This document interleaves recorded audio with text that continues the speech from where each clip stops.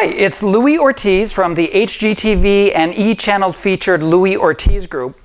And today I want to share with you some negotiation strategies that can help save you or get you thousands of dollars. You know, I know it's crazy, but in today's electronic world, everybody's using all these different websites and things like this. And a lot of the real estate transactions have become depersonalized. And I think what a lot of people don't realize, whether you're a buyer or a seller, is that real estate is a very emotional experience. There's a lot of emotion going into selling that home. You know, somebody could see their future in that home when they're going to buy a property, so it's a lot of emotion.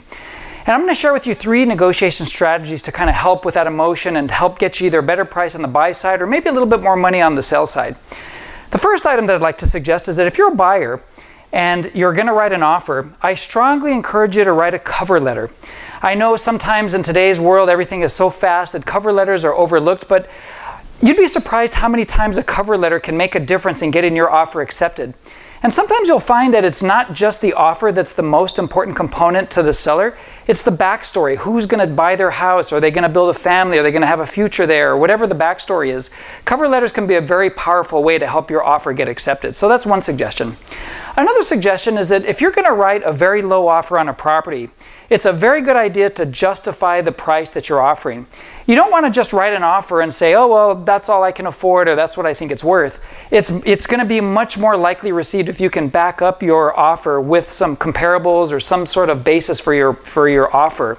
You know, so many times we see buyers write offers and they say, well, that property's going to need a lot of work, or I'm going to need to redo this or redo that, and therefore I'm going to offer this. That's totally understandable, but when you're writing that offer, you have to recognize from the seller standpoint that what you're going to do to the property may not affect its current present day value and its current condition of that property. So keep that in mind when you're going to write an offer to provide some backup. And a third tip, if you're a seller, and I know so many sellers out there, and we've represented them, and we get these really low offers. You know, sometimes they're offensive. And a lot of times the seller doesn't even want to respond. Well, I strongly encourage sellers to respond to those offers because even though it might be a low offer, a lot of times those buyers are just testing your motivation. They want to see what you're going to take, and it's usually the start of the negotiation. And I can tell you from personal experience, so many times when I negotiate these transactions, that starting price is nowhere near where we actually end up. But here's a strategy for you if you're a seller. You do get that low offer. One of the questions that we always ask the buyer or the buyer's agent is, well, thank you, Mr. Buyer, for that offer. Please help me justify how you came up with that price. What is the basis for that price? Kind of like the example I just used on the buyer side.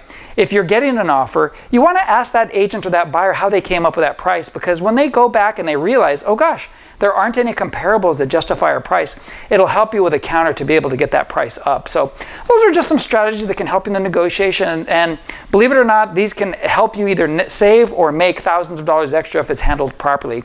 If you're looking for representation for your property, contact us. We'd love to share with you other negotiation strategies. Our team is masterful in the marketing. We'd love to share with you some of the marketing for both buyer and seller sides. On a side note, our team is currently looking for some additional agents in both Orange and San Diego counties. If you know any very talented individuals that are looking either to get into real estate or maybe make a change, please have them contact myself or any member of our team.